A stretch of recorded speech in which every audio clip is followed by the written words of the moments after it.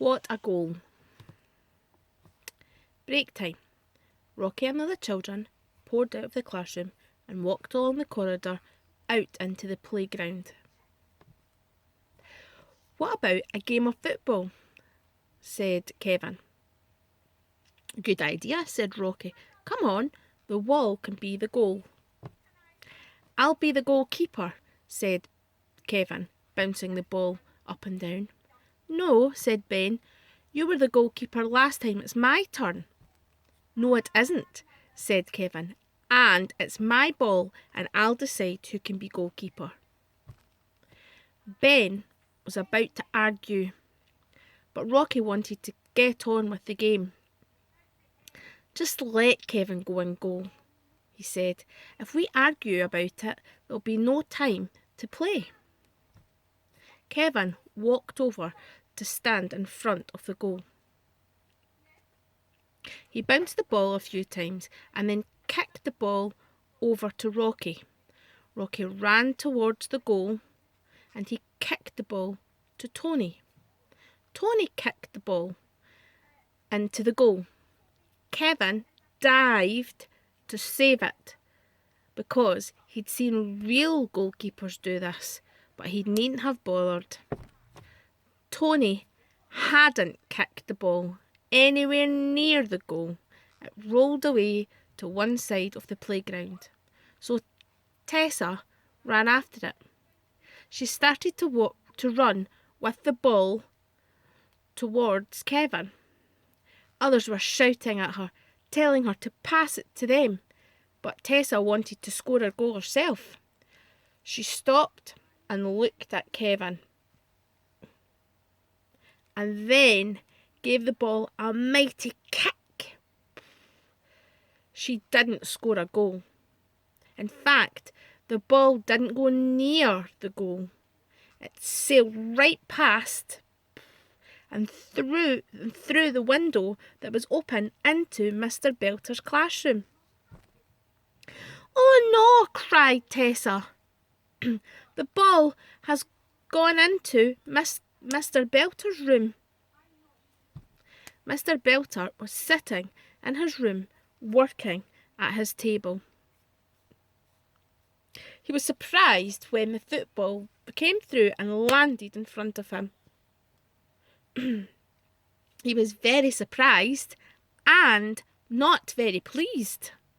It gave him a fright that he jumped up and his chair fell over. He picked up the ball and hurried out of his room and said to himself, "If someone is playing a joke, there'll be trouble." Mr. Belter arrived in the playground. "Who kicked the ball through my window?" he said in a loud and very cross voice.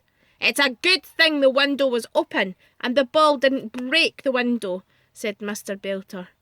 "You'd all have to pay for a broken window, you know."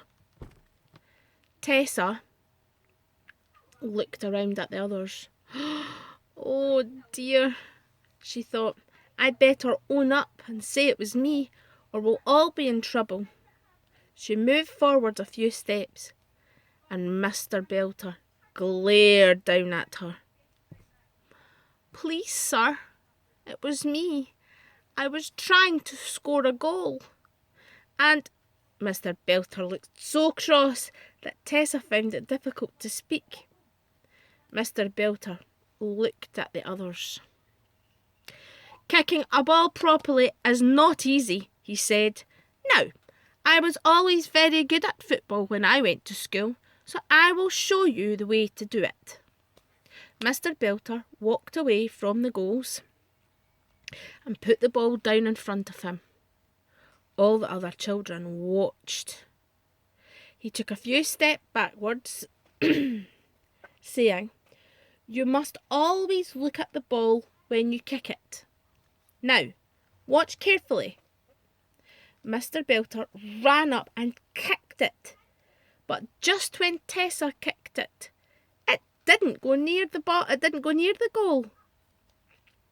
The children watched the ball fly up into the air, and they knew where it was going.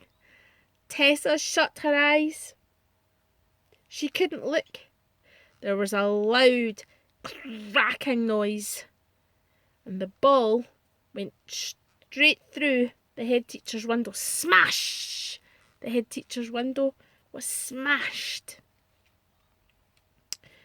Mr. Belter had done exactly the same as Tessa, only this time it was much, much worse.